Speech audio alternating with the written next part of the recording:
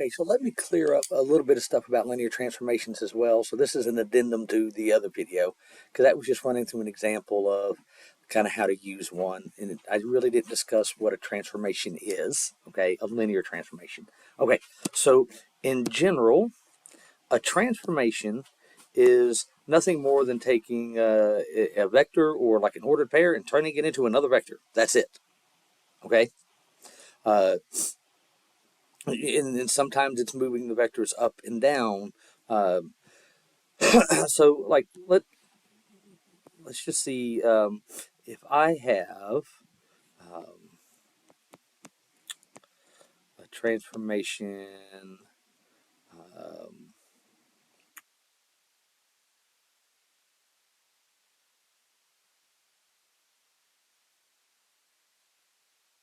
I'm going to have this 2 0.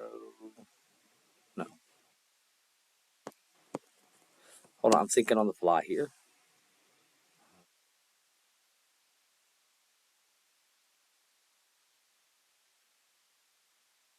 Yeah, let's just do this.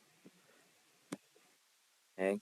Now, with our matrix multiplication, what is happening is we'll do 2 times x plus 0 times y would be 2.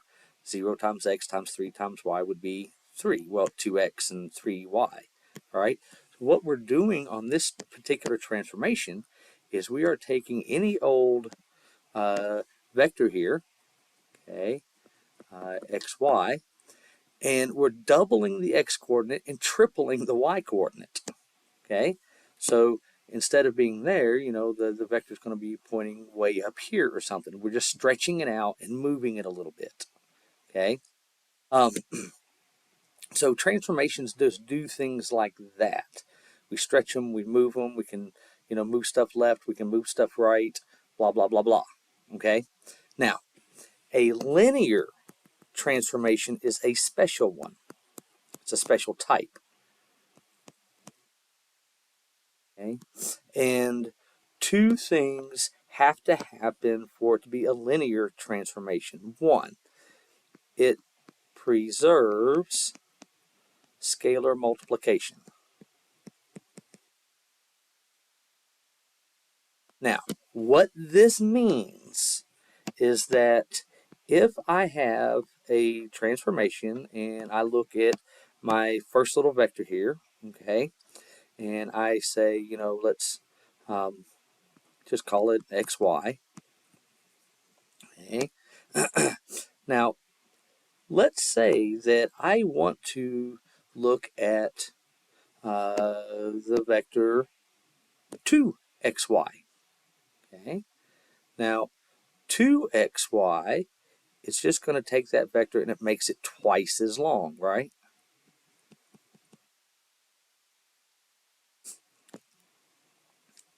Now, let's say we apply transformations. Okay. We've got two things that we could do. We could just look at what happens to that vector 2x, 2y. Okay, and that has an image in here somewhere. Okay, and say, let's just say this is where it winds up, and that's the 2xy. I know I've written it one where I multiplied it through and not. Okay, so that's the image. That's whatever this one gets changed to. Okay, now the other option we actually really have is to apply our transformation to just the xy and then multiply it by 2. We can either multiply the vector by 2 first, or we could do it later. So what happens is that xy gets mapped here. Okay? And then 2 times whatever that vector is, okay, is exactly the same as if we multiplied it first. So when we say preserve scalar multiplication, what we mean is that we can either multiply by a scalar and then apply the transformation, or we could apply the transformation to the vector and then multiply the scalar, and either way we get the same results. Okay? The other things that happen, okay, that's really important, is it preserves vector addition.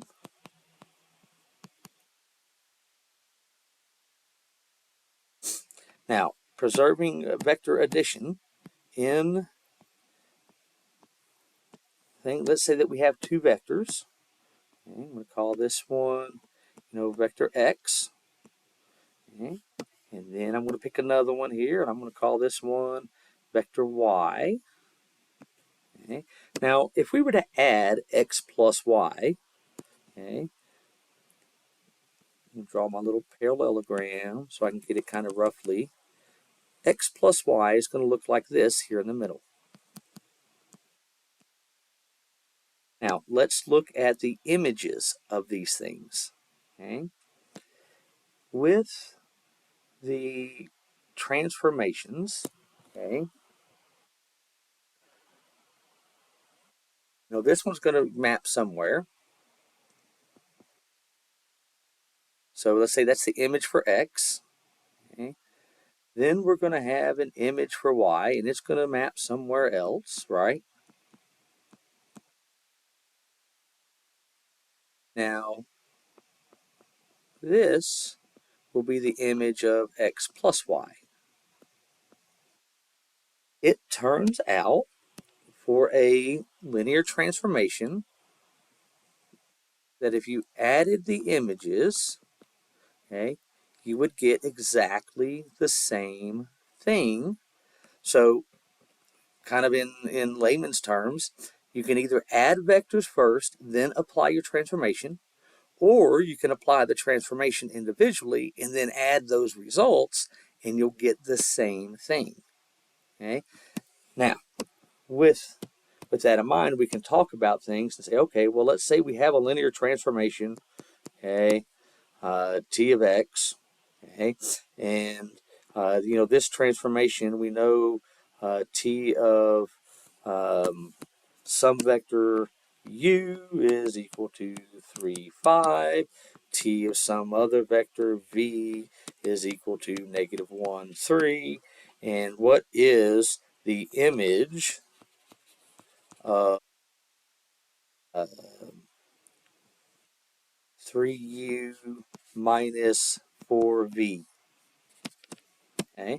Oh, well, with our transformations, what we're looking for, if I write down all the little details, say, okay, well, what's the image of 3u? So if I put 3u minus 4v into my transformation, what do I get? Well, first off, since it preserves addition,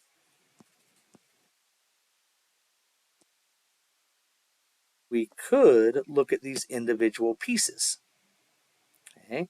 And also, since it preserves scalar multiplication, we could pull those 3's and the 4's and stuff out. And I know I'm going to write this as a plus a negative, but just for emphasis here. Okay, so I can pull the scalars out. Now, I'd really write that as a minus, whatever, right? But then it told us that u was mapped to 3, 5. I'm going to write that as a minus for my own peace of mind. And t was, I said, was mapped to, v was mapped to -1, 3. So that's going to be 9, 15.